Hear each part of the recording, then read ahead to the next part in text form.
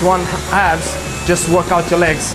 Legs is the biggest muscle you have in your body, so you spend more energy, so it makes all sense. It's all connected. Today was legs and abs. So we start with the legs, we ended up with the abs. We start with the legs, it's like, how can I say, it's a warm-up for the abs. Because when you're doing legs, you're using your abs as well. So at the end, you train your abs. So it's a legs, abs workout, legs, abs session. Abs we did like a superset, a non-stop set. It's kind of a sequence that I do it. So I work my abs inside out. I start with my transverse, I go for my obliques and my rectus abdominalis. So this is the way I work my abs inside, out. I start with planks to do that. We can do that different types of planks, but the one that I use is called the Superman plank. So it gives you more instability. So it forces you to work more your core, forces you to work more your transverse. That's the best way of squeezing your internal. It's an internal belt that we have. It's a transverse. So that's the way we started. And after that one, I go for side planks, works your obliques.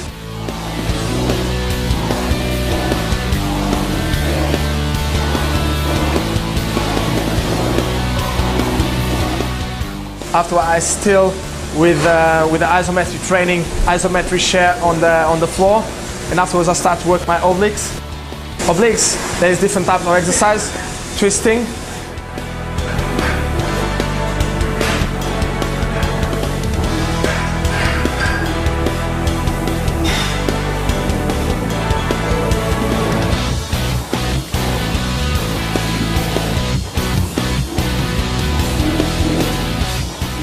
squeezing on the side.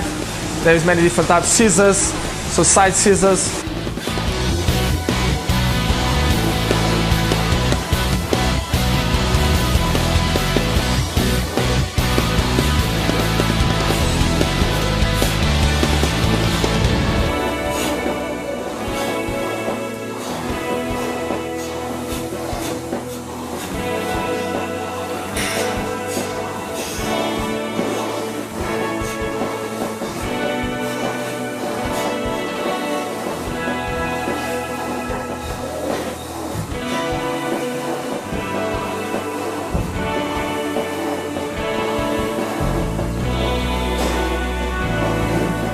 And then we finish with classic crunches. So I want to go to failure, so I push myself to the limit at the end for crunches.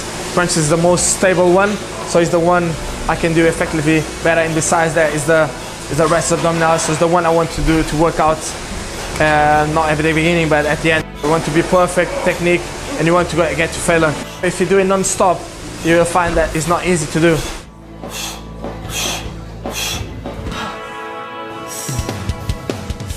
For me, this one works well. I do train my abs with weights as well, but for me the most effective one so far, the one that I've been using more, is this type of non-stop circuit, non-stop circuit.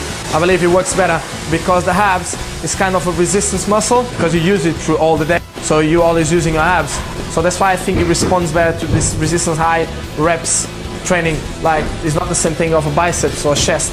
Of course, you need to have the genetics, but you can go always around. If you don't have the genetics, you need to train and work even harder. So you need to train them more in the kitchen.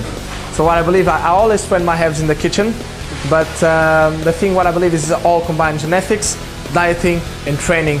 Of course, if you don't have the genetics, it will be harder. For some people it takes longer, for some people it takes less. So it's up to you how hard you train, how much effort you put in. So about your diet, everything you do, if you focus, if you want something, so just do it. So it might take longer or less, but just go for it.